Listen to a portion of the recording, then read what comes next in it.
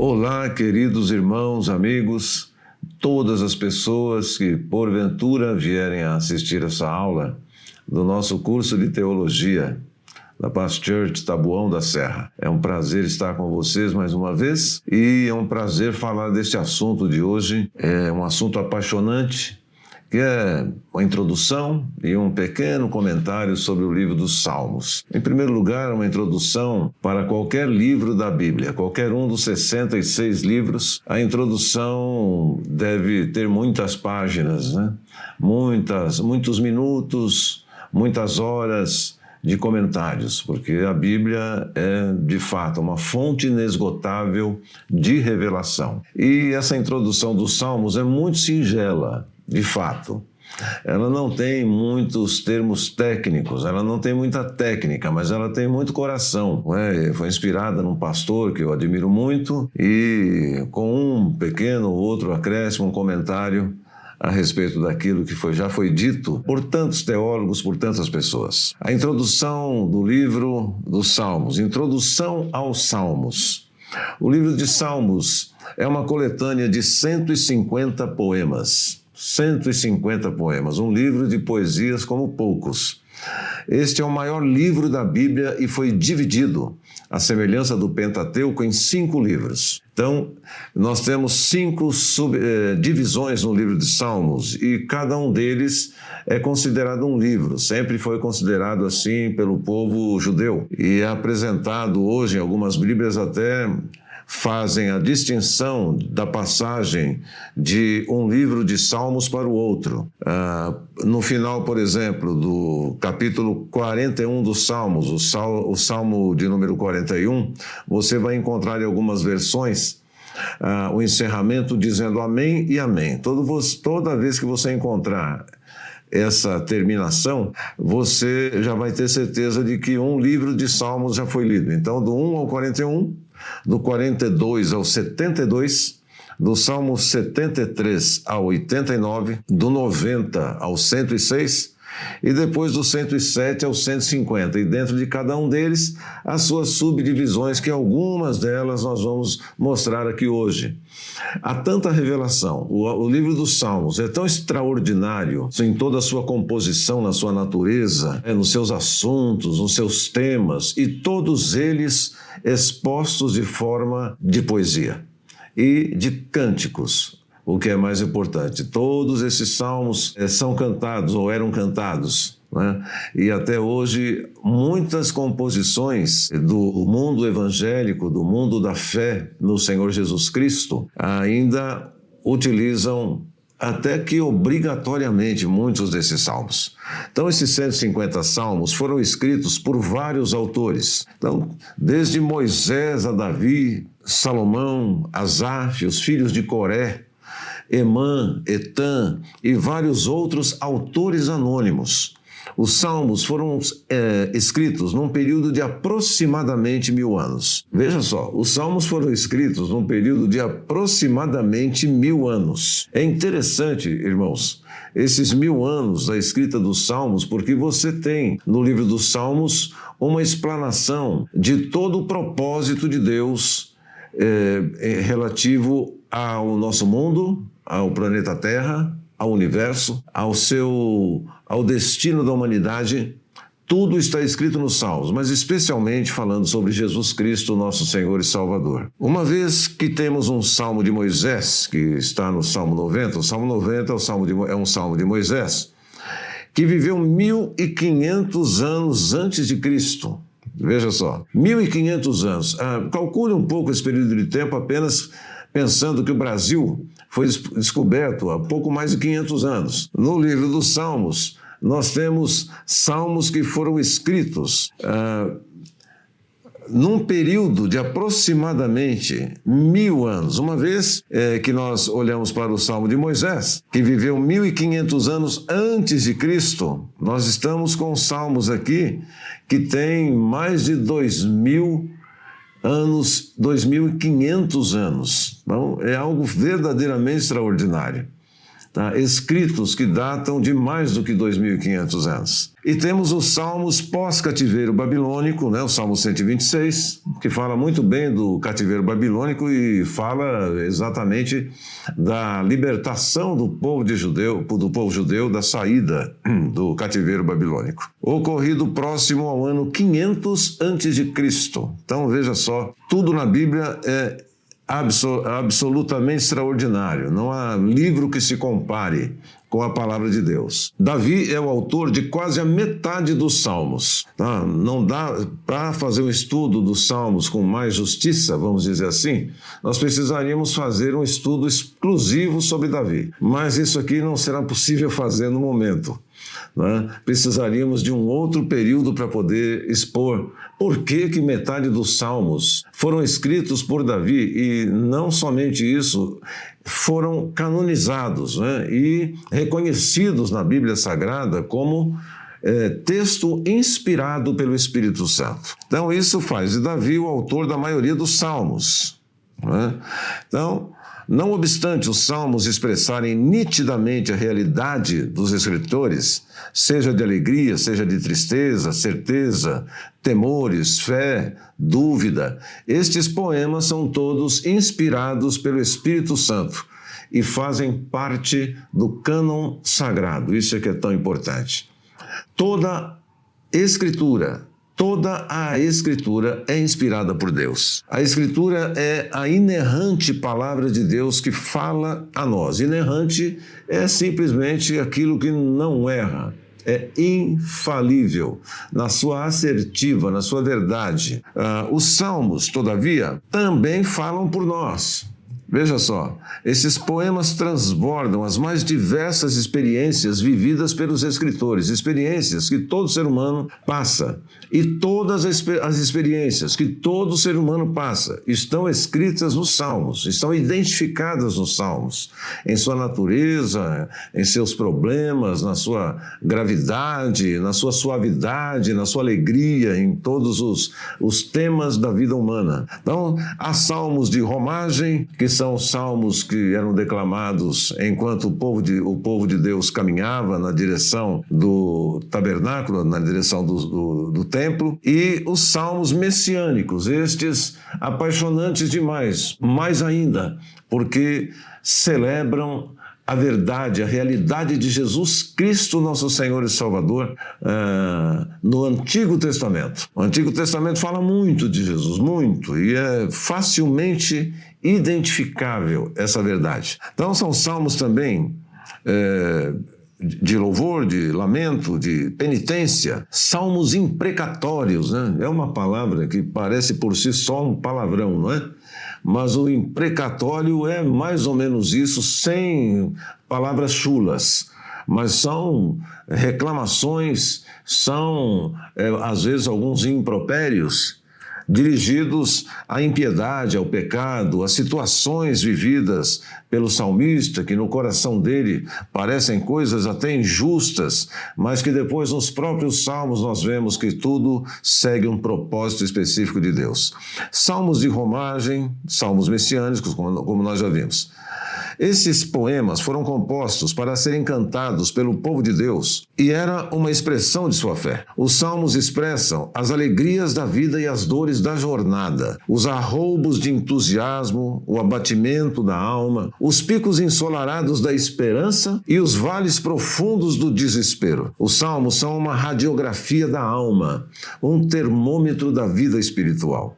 Eles falam da alegria da salvação, do deleite que temos na palavra de Deus e alertam para a malignidade horrível, horrorosa do pecado. O livro de Salmos é muito provavelmente a porção mais lida nos cultos públicos e nas devocionais pessoais. Eles são cânticos e também são orações. Em virtude desses poemas retratarem a experiência de seus escritores, são mais facilmente compreendidos e mais facilmente aplicados ao nosso cotidiano. Os salmos, na verdade, foram e ainda são a parte mais importante da musicalidade de muitos cristãos.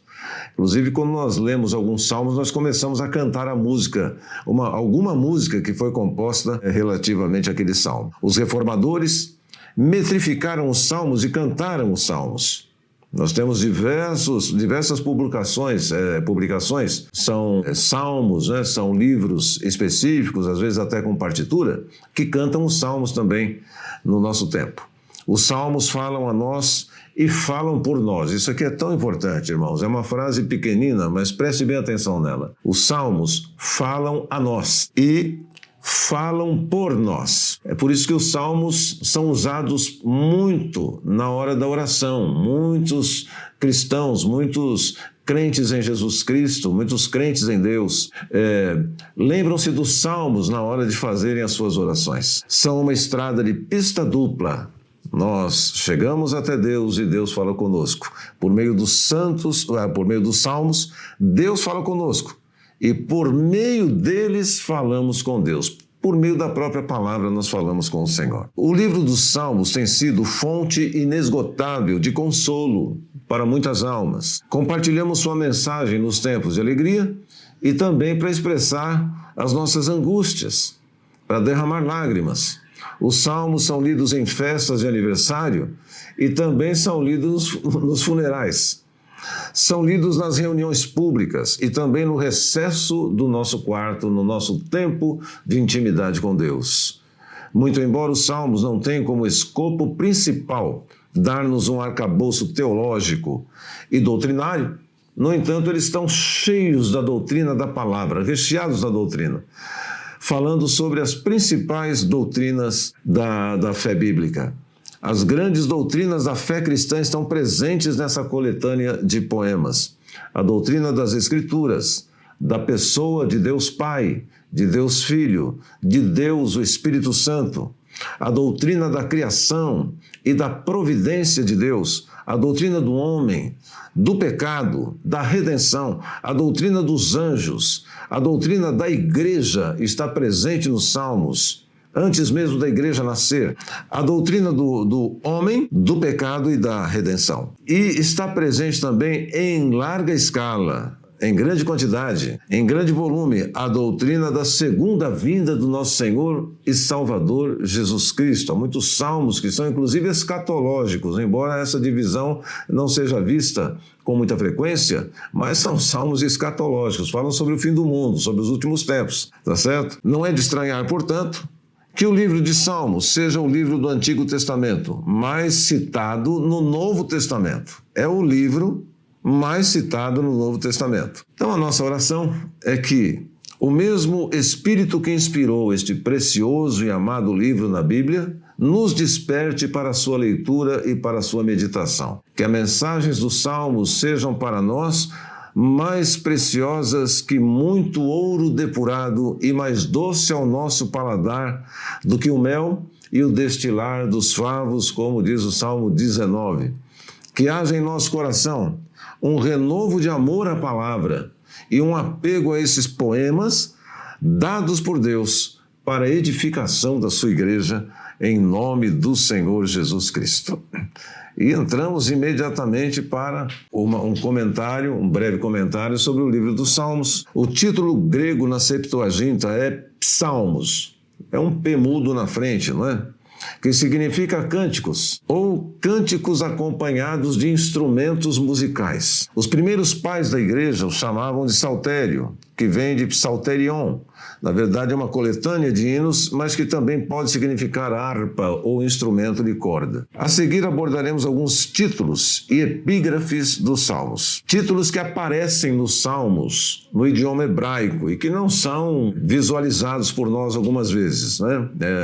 Os teólogos, então, que falam hebraico, conhecem o hebraico de maneira profunda, destacam e descobrem esses títulos que existem nos Salmos. Então, olha os nomes, como são estranhos a nós, né? Aigelet Has-Saar aparece no título do Salmo 22, na versão revista e corrigida. Alguns escritores sugerem que o título do Salmo significa de acordo com a melodia, a corça da manhã. Então, alguns salmos têm uma melodia específica. Essa melodia, a corça da manhã, é encontrada em outras letras de salmos, em outros salmos. Às vezes, vários salmos eram cantados com a mesma melodia, com a mesma música, vamos dizer assim. É interessante que na versão ou na tradução Nova Versão Internacional, sempre mostra ali o título do salmo. Aqueles títulos de salmos mostrados na NVI não são inventados pelo homem, não, eles são inspirados também. Eles são traduzidos do próprio livro, da própria fonte. Outro título, Alamote. A NVI traz no título do Salmo 46: para o mestre da música dos coraitas, para vozes agudas, um cântico. Alamote no hebraico é o plural de almar, que significa donzela virgem. Talvez um coro de jovens donzelas cantoras com vozes agudas ou sopranos. O Salmo 68, 25 fala de moças tocando tamborim juntos com os cantores e músicos. Tamborins não estes das escolas de samba, um outro tipo, certamente, não é? Quanto a outros eruditos, dão a entender que alamote pode simplesmente significar vozes agudas, quer de rapazes ou de moças que tocavam liras. Não considere esse comentário que eu estou fazendo agora, eu vou passar para o terceiro agora de 13 e vou procurar ler rapidamente, mas preste atenção neles, porque depois são 13 considerações a respeito desses títulos. Tá? Porque cada um deles é importante. Eles nos mostram algo nos Salmos que nós vamos entender daqui a pouco. Outro título encontrado, Altashete. Eu estou falando aqui, nem passa perto da pronúncia hebraica, né? Mas é como está escrito. Essa epígrafe aparece nos títulos de diversos salmos. A NVI traz o seguinte: para o mestre de música, de acordo com a melodia, não destruas. Então havia melodias que tinham nomes, elas eram conhecidas na época e cantadas. Então, se alguém falasse assim para um levita, por exemplo, ou pessoas do povo de Israel que frequentavam, que costumavam ir ao templo para adorar a Deus, escuta, como é aquela melodia mesmo? Aquela melodia não destruas, mesmo que ele não soubesse a letra, ele sabia a melodia e podia assoviar ou cantarolar. Poema epigráfico davídico, quando fugiu para a caverna. Gitite, a palavra gitite de Gati, que significa lagar. Então, vários salmos trazem essa inscrição. A NVI traz para o mestre da música, de acordo com a melodia, os lagares. Lembre-se que os lagares eram os lugares onde se pisavam as uvas, tá? Para fazer o vinho. Então, isso tem muito significado bíblico, tem uma simbologia bíblica, uma aplicação bíblica profunda. A questão dos lagares. Porque muitas vezes nós estamos sendo pisados pelas questões da vida normal, sofrendo consequências, sofrendo em circunstâncias difíceis, etc. E o lagar, não havia o lagar somente de uvas, como nós vamos ver daqui a pouco. Havia o lagar de azeitonas, que elas não eram pisadas, mas eram prensadas também. Então, os frutos trazidos para a festa do tabernáculo eram pisados para fazer o vinho e assim por diante. Agora, no Getsemane, cuja palavra significa lagar, tá? Nós vamos ver também essa questão do prensar das azeitonas, né? Daqui a pouco. Por quê? Porque quem é que esteve lá no Getsemane, sofrendo todas as dores e toda a expectativa da crucificação? Outro título, Gedutum, traz para o mestre da música. Para o mestre da música. Então, ao estilo de Gedutum, salmo davídico, Gedutum era um dos 3 mestres de canto da adoração do templo. Havia mestres de canto da adoração do templo. Então, quem regia o louvor, queridos, no templo, eram mestres especialistas em música e poesia. Então, vários salmos trazem o nome dele no título. Significado de Gedutum é o que louva, tá? Um bom nome aí para colocar numa criança, num recém-nascido, tá? Agora, se você tiver coragem, né, e ensinar essa criança a não ficar chateada quando os outros começarem a brincar com ele, né? Gedutum é o que louva, tá? Ou então, que louvem, ou seja, que nós louvemos a Deus. Outro título, Jonati Elen Recoquim. Esse nome se encontra apenas no título do Salmo 56. E o título é para o mestre de música, de acordo com a melodia, uma pomba em carvalhos distantes. Poema de Davi também, quando os filisteus prenderam Davi em Gate. Olha só. O outro título, Malate, em alguns salmos, Strong, que é um teólogo, sugere que essa palavra significa doença ou enfermidade e que o título seria a palavra inicial de uma canção popular. Mas outros sugerem que é um cântico melodioso. Então há controvérsias, né, a esse respeito, mas a gente aprende muito também com esses títulos. Masquil, que é uma expressão que aparece em alguns salmos, esse mesmo teólogo afirma que significa didático, ou um poema de ensino. Era usado para ensinar o povo. Um outro aqui que tem um nome interessante, Mictão. Alguns salmos trazem esse título e expressão musical, indica nos títulos desses salmos que são poemas epigráficos também, gravados, né, de uma forma bastante segura, bem firme. Então, o teólogo Strong diz um poema gravado, indicando ênfase e permanência por ser gravado. A lição espiritual que podemos extrair de Mictão é que a palavra de Deus deve ser gravada e implantada no coração do cristão pela oração, pela meditação da palavra de Deus. Outro título, Muti. Essa inscrição é encontrada apenas no título do Salmo 9. A NVI cita, para o mestre de música, de acordo com o Multilaben, Salmo Davídico. Essa expressão é de sentido desconhecido. Tradicionalmente, de acordo com a melodia, a morte para o filho. A morte para o filho. É algo muito, é um nome estranho, mas está falando do relacionamento do pai com o filho, ou seja, de Deus Pai e Deus Filho. Strong diz que essa expressão significa morrer para o filho e que era provavelmente o título de uma canção popular também na época. Neilot, outro título. Somente o Salmo 5 tem essa expressão. Na NVI, para um mestre de música para flautas. Então, essa expressão essa palavra deve significar flauta ou algum instrumento semelhante de sopro. Sigaion Sigiunote.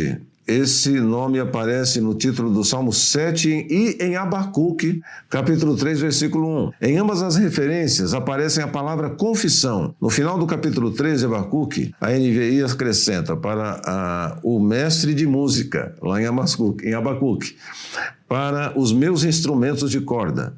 Então, a interpretação dessa palavra é como poema divagante ou poema melancólico, canto pungente, brado, seja de alegria ou seja de tristeza. Algo muito profundo na alma da pessoa. E, finalmente, Sozanim, os Salmos 45 e 69, citam essa expressão. Então, o título do Salmo 45 é para um mestre de música de acordo com a melodia Os Lírios dos Coraitas, poema, cântico de casamento. Olha só, que interessante. Bem, se não podemos guardar os nomes, eu acho que você não deve ter guardado nenhum nome sequer, nem eu vou conseguir guardar, obviamente, não é? A não sei que eu fique lendo muitas vezes esses nomes. Se não podemos guardar os nomes, guardemos o que todas essas informações significam e mostram para nós. Então, vamos procurar ler os salmos associados aos títulos que eles apresentam na Bíblia e tentar identificar o que diz o salmo com os títulos que eles apresentam, qual é a relação que tem do salmo com aqueles títulos que eles estão mostrando.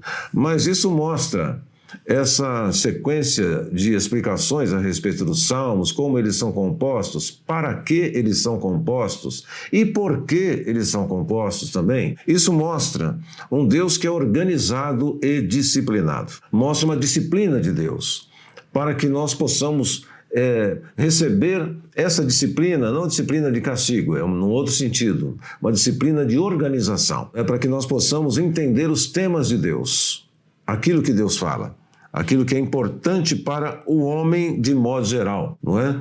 Mesmo que seja de forma muito especial para com os cristãos. Então eu vou, sem mencionar os nomes agora, aqueles títulos que eu acabei de ler agora há pouco, uma pequena descrição de cada um dos títulos. Então, de acordo com a melodia.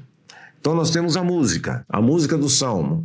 Lembrando que a música foi criada por Deus e nascida no céu. A música tem 3 partes, Como todas as coisas importantes na face do planeta Terra, tem 3 partes. A ciência descobre a cada dia que os elementos químicos e as coisas principais que se referem à vida na face da Terra, e não só a vida, mas também os objetos inanimados, aqueles que não têm vida, a música tem 3 partes que são fundamentais: harmonia, melodia e ritmo. Aliás, característica de algumas chamadas músicas no nosso tempo, tem muito ritmo e praticamente nenhuma harmonia e nenhuma melodia. Muitas das músicas que hoje são cantadas. Então, essa música deve agradar a Deus e não aos homens. Então, essa música mencionada na Bíblia, na palavra de Deus, tem harmonia, melodia e ritmo. Então, nós vimos já como elas são compostas de maneira correta. E alguns salmos, vários salmos, são cantados com a mesma melodia, porque o povo judeu já sabia que a melodia é de fundamental importância. Então não pode ser qualquer música que a gente pode ouvir, não é qualquer música. Tem músicas que nos causam uma certa paz, um conforto no coração, e outras que causam inquietação. Se nós estivermos cheios do Espírito Santo, vamos saber identificar. O louvor e a adoração devem ser organizados e apresentados com excelência, em formatos limpos, bem acabados e bem compreensíveis para o povo de Deus receber não só o ensinamento, mas a unção de Deus. Melodias designadas para cada tipo de manifestação perante Deus mostram clareza de intenção e propósito. Então, melodias designadas para cada tipo de manifestação perante o Senhor. Nós já vimos lá muitas expressões diferentes de alegria, de tristeza, especialmente, não é? De exultação, de exaltação e outros tipos de manifestações próprios da alma humana, da inteligência humana, mas especialmente provindas de Deus para nós entendemos o que significam essas coisas. Salmos que tem no título a palavra lagar significam, além da alegria de pisar as uvas da colheita abundante, o sofrimento de Cristo no Getsemane, onde teve a sua alma esmagada por profunda tristeza e de onde saiu a maior expressão de submissão com sua obediência irrestrita, quando ele mesmo foi pisado no lagar. Este lagar refere-se à prensa de azeite no Jardim das Oliveiras, onde esmagamos nossa alma na presença de Deus para uma unção que nos trará, ao final, autoridade espiritual no serviço sacrificial. Porque Jesus Cristo se deixou esmagar, se deixou matar, ou ele entregou a sua vida, que nós recebemos a bênção do vinho redentor do sangue do nosso Senhor e Salvador Jesus Cristo. Então, identificamos nestas explicações dos títulos pessoas com dons e talentos musicais para ordenar o louvor e adoração e conduzir o povo de Deus à excelência nessas práticas. Pessoas que sabem tocar bem, pessoas que foram chamadas para isso, pessoas que receberam esse dom, pessoas que cantam bem, que fazem bons arranjos, que sabem combinar as harmonias corretamente e fazer melodias que tenham critério e que tenham algum efeito, um propósito. Ministração de um mestre de música para ministrar sobre o povo de Deus, pessoas ungidas e talentosas. Manifestações de angústia, sofrimento, abandono, desespero, cantados diante de Deus por uma alma aflita e dados para nós nos salmos com inspiração do Espírito Santo, para sabermos o que fazer em todas essas determinadas situações da vida. Como um filho chorando no colo do seu papai. Você vai na presença do Senhor e nos salmos você sabe como chorar, como pedir, como lamentar, não é? Como reclamar. Inclusive, há instruções práticas para a vida normal do crente, conselhos preciosos para serem seguidos à risca, com humildade e obediência ao nosso Deus. Significados de reter a palavra como que gravada no nosso coração, para que nunca nos apartemos dos seus ensinamentos. Aquele que sacrificou o seu filho mostrou sua disposição e desejo de salvar sua criação. Mesmo tendo que morrer para isso, voltará na pessoa do Filho, ressuscitado para julgar o mundo. Importante dizer que Deus não morreu, que Deus se fez homem para poder morrer. Ele se fez homem ele se tornou semelhança de carne pecaminosa, porém sem pecado, e obedeceu até a morte e morte de cruz. Esta é a grande verdade do universo. Traz também a doçura da esperança, a suavidade de uma canção de convicção e paz. Ensino de confissão e arrependimento do pecado estão nos Salmos. Sonda-me, para que eu saiba em que pequei, diz Davi no Salmo 139.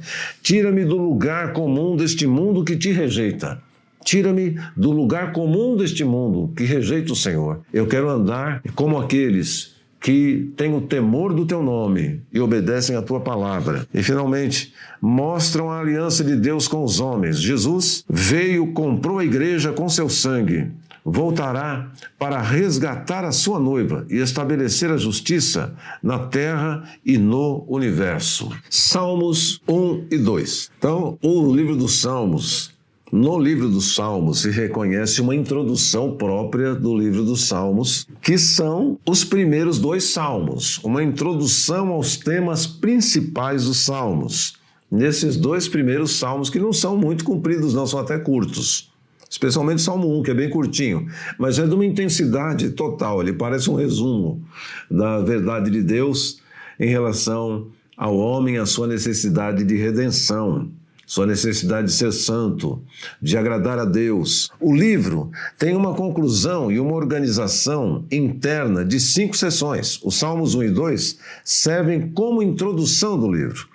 Esses salmos claramente se destacam do resto do livro 1, que seria aquele que vai de 1 ao 41, se eu não me engano, você pode conferir, com base em sua autoria. Eles são anônimos. Os 2 primeiros salmos são anônimos. Então ninguém recebe os méritos por essa introdução grandiosa que é feita no livro dos Salmos através desses 2 primeiros capítulos. Enquanto a maioria dos salmos no primeiro livro está ligada ao rei Davi. Seu conteúdo também é único. O Salmo 1 começa celebrando a pessoa que é abençoada, porque medita na Torá, lendo-a em oração e obedecendo-a. Hoje, nós sabemos que a Torá é o Velho Testamento, especialmente os 5 primeiros livros, né? Mas hoje nós sabemos que a palavra de Deus, o seu contexto completo, compreende o Antigo, o Velho e o Novo Testamentos. Os 2 testamentos se fundem, eles não se confundem, eles se fundem e mostram todo o propósito de Deus, tanto projetado no Antigo Testamento como realizado na pessoa do Senhor Jesus Cristo. Então, essa pessoa que é abençoada ou bem-aventurada, não é? Bem-aventurado quer dizer também feliz, vai ler e meditar em oração e vai obedecer à palavra que ele está recebendo.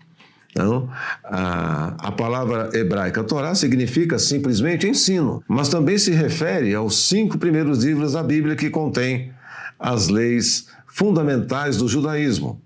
Parece que a palavra tem ambos os significados no Salmo 1. O livro dos Salmos está sendo oferecido como uma nova Torá que ensinará o povo de Deus sobre a prática da oração e ao longo da vida, enquanto se esforçam para obedecer aos mandamentos da primeira Torá. Então, ele é reconhecido, o livro dos Salmos, pelo próprio judaísmo como uma segunda Torá. Tantos ensinamentos ele tem. O Salmo 2 é uma reflexão poética sobre a promessa de Deus ao rei Davi, recontada inclusive em 2 Samuel 7. Deus disse a Davi que de sua linhagem viria um rei messiânico, isto é, ungido, que estabeleceria o reino de Deus sobre o mundo, derrotando o mal e a rebelião entre as nações. O Salmo conclui dizendo que todos aqueles que se refugiarem neste rei messiânico serão abençoados. A palavra usada, isso no Salmo 2, a palavra usada na abertura do Salmo 1, a mesma palavra, abençoados. Juntos, esses 2 poemas nos dizem que o livro de Salmos foi criado para ser o livro de orações do povo de Deus, que se esforça para ser fiel aos mandamentos da Torá e espera pelo reino messiânico. Então, Salmos 1 e 2 fazem essa introdução épica do livro dos Salmos. Só esses 2 primeiros salmos lidos, nós precisamos parar e gastar tempo neles para ver a profundidade e o poder desses salmos, revelando como precisa e deve ser a vida do homem e por quê. No Salmo 2, porque o Senhor Jesus Cristo é mostrado ali como Rei soberano sobre todo o universo. Com esses, o livro 1, que vai do Salmo 1 ao 41, com esses temas introduzidos, podemos começar a ver a intencionalidade em como os livros menores foram projetados em torno das mesmas ideias. Por exemplo, o livro 1 contém uma coleção de poemas, do 15 ao 24, que abre e fecha com um chamado à fidelidade à aliança. O Salmo 15, de abertura dessa subdivisão, é seguido por 3 poemas, Salmos 16 ao 18, que retratam Davi como modelo total dessa fidelidade, clamando a Deus por libertação e sendo recompensado e elevado como rei. Esses 3 têm um par simétrico nos Salmos 20 a 23, onde o Davi do passado se tornou uma imagem idealizada do futuro rei messiânico, que clamará a Deus por libertação e será recompensado com um reino sobre todas as nações. Um reino sobre todas as nações, que só Jesus Cristo terá. E bem no centro desta coleção está o Salmo 19, um poema dedicado a louvar a Deus pelo dom da Torá. Este é um ótimo exemplo onde vemos que os temas gêmeos dos Salmos 1 e 2 emergem com uma clareza muito intencional. Salmos 42 a 72 falam da esperança do reino no reino messiânico. O livro 2, 42 a 72, abre com 2 poemas unidos em sua esperança por um futuro retorno ao templo em Sião. Uma imagem intimamente associada à esperança do reino messiânico. O livro 2 fecha com um poema correspondente que descreve o futuro reinado do rei messiânico sobre todas as nações. Novamente aqui mencionado. Este poema ecoa muitas outras passagens nos profetas sobre o reino messiânico e conclui dizendo que o reinado deste rei trará o cumprimento da promessa de Deus a Abraão, trazendo a bênção de Deus a todas as nações. Então, mostrando aqui o caráter escatológico também dos Salmos. Dos Salmos, o livro 3, 73 a 89, fala da esperança no Messias após o exílio. Também conclui com um poema que reflete sobre a promessa de Deus a Davi, Salmo 89, mas desta vez à luz da tragédia do exílio de Israel. O poeta lembra como Deus disse que jamais abandonaria a linhagem de Davi. Mas como essa promessa se alinha com a destruição de Jerusalém e a queda da linhagem de Davi? O poema conclui, pedindo a Deus que se lembre de sua aliança com Davi e perdoe o seu povo. Toda vez que nós oramos, nós estamos clamando a Deus pela aliança que Ele fez conosco. Então é importante ler os livros dos Salmos para nós sabermos como apresentar diante de Deus a nossa petição. É claro que nós temos no Novo Testamento descrições mais precisas e uma maneira mais didática e, vamos dizer assim, até mais simples de mostrar como nos apresentarmos diante de Deus. Não só com a firme convicção de que Ele está pronto para ouvir a nossa oração e que Ele, tendo ouvido a nossa oração, Ele vai fazer aquilo que nós pedimos em nome do Senhor Jesus Cristo, de acordo com a sua vontade, mas também com o devido respeito, com o devido temor a Deus, ao nos apresentarmos diante do Senhor. Então é por isso que nós precisamos, antes de tudo, ao entrar na presença de Deus, louvar a Deus. Os Salmos nos ensinam isso. Adorar a Deus. Os Salmos nos ensinam isso com excelência. E então apresentar diante de Deus as nossas petições sob a direção do Espírito Santo. O livro de número 4, que vai de 90 ao 106, foi elaborado para responder a essa crise. Qual crise? O Deus de Israel como rei de toda a criação. No poema de abertura, retornamos às raízes de Israel com uma oração de Moisés, descrevendo seu apelo pela misericórdia de Deus após o incidente do bezerro de ouro. O centro do livro 4 é dominado por um conjunto de orações que anunciam o Senhor Deus de Israel como o verdadeiro rei de toda a criação. As árvores, as montanhas e os rios são convocados para celebrar o dia futuro em que Deus trará sua justiça curadora e seu reino sobre todo o mundo. Irmãos, eu não sei porque a gente não encontra nesses tratados teológicos uma ênfase na questão escatológica, que é o estudo do final dos tempos, do fim do mundo. Porque você percebe em todas as porções dos Salmos essas referências ao retorno do Messias. Não só a vinda, mas ao retorno dele. A vinda dele já aconteceu. E agora nós aguardamos a sua volta. Louvado seja o nome do Senhor. Os Salmos 107 a 150 são cânticos de ascensão e poemas de louvor. Essa ascensão é o cântico dos degraus, né? Que o povo de Israel ia cantando na medida que eles iam se aproximando do templo anualmente, quando eles iam visitar o templo, fazer o sacrifício anual. Então, abre com uma série de poemas que afirmam que Deus ouve os clamores do seu povo e um dia enviará o futuro rei para derrotar o mal e trazer seu reino. De novo, como fala de Jesus Cristo, que coisa mais linda. Ele também contém duas coleções maiores chamadas Halel. Halel significa simplesmente louvado seja, aleluia. E o cântico das ascensões, ou seja, o cântico dos degraus. Ambas as quais concluem com poemas sobre a esperança do reino messiânico. Bem entre essas coleções está o Salmo 119. Ele é muito especial, porque além de ser o maior capítulo da Bíblia, né? O Salmo 119 tem 176 versículos, é o poema mais longo. Ele é composto na ordem do alfabeto hebraico e explora a maravilha e a beleza da Torá como a palavra de Deus para o seu povo.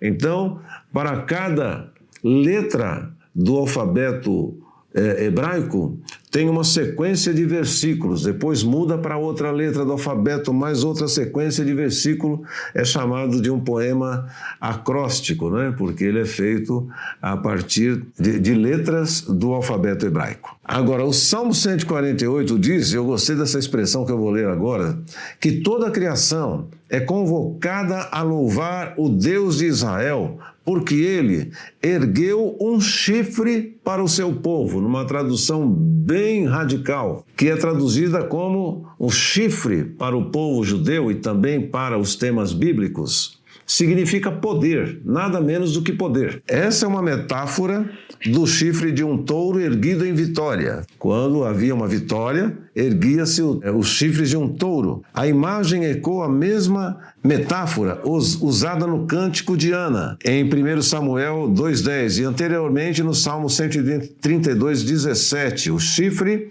é um símbolo do rei messiânico e de sua vitória sobre o mal, uma conclusão muito adequada para este livro. Encerrando, poemas de lamentos e louvor no livro dos Salmos. Há um aspecto interessantíssimo no livro dos Salmos que é fácil de ignorar se você não ler em ordem. Então, existem muitos tipos diferentes de poemas no livro. Todos eles podem ser classificados em duas categorias maiores, lamento ou louvor. Poemas de lamento sempre expressam a dor, a confusão, a raiva dos poetas em relação às coisas horríveis que acontecem ao seu redor e com eles mesmos. Eles chamam a atenção para o que está errado no mundo e pedem a Deus que faça algo a respeito. Há muitos desses poemas de lamento no livro que mostra que esta é uma resposta apropriada ao mal e à tragédia que vemos no mundo. A lamentação desempenha um papel importante em nossa jornada de oração e na nossa vida, né? Embora esses poemas de lamento constituam grande parte dos livros 1 a 3, é possível notar que poemas de louvor também são ocasionalmente entrelaçados, ocasionalmente, mas com uma certa abundância.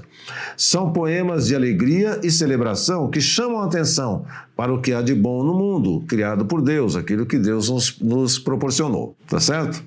Essa mudança do lamento para o louvor é profunda e nos diz algo sobre a natureza da oração. Quando chega no último livro dos Salmos, então nós vemos muita exaltação, muita alegria, muitos cânticos de livramento. Queridos, terminando então, eu quero deixar somente essa frase aqui, um versículo. Jamais deixe que a leitura da Bíblia se torne mera rotina religiosa. Ao ler os Salmos, tenha em mente que eles, como toda a palavra de Deus, vêm do próprio Jesus Cristo, o Verbo vivo de Deus. Jesus Cristo é o Verbo vivo de Deus. Todas essas palavras estavam em Cristo e foram dadas por Cristo através do Espírito Santo. Elas falam de Cristo, anunciam o Cristo, exaltam a Cristo e esperam em Cristo. E o Senhor Jesus Cristo, em Lucas 44, 45, diz: foi isso que eu lhes falei enquanto ainda estava com vocês. Era necessário que se cumprisse tudo o que a meu respeito estava escrito na lei de Moisés, nos profetas e nos salmos. Então, lhes abriu o entendimento para que pudessem compreender as Escrituras. Lucas 44, 45. Então façamos agora esta oração. Abre, Senhor, o nosso entendimento para a Tua palavra. Dá-nos a revelação da Tua vontade, do Teu propósito perfeito para as nossas vidas, agora e para sempre. Em nome de Jesus Cristo, nosso Senhor e Salvador. Amém e amém.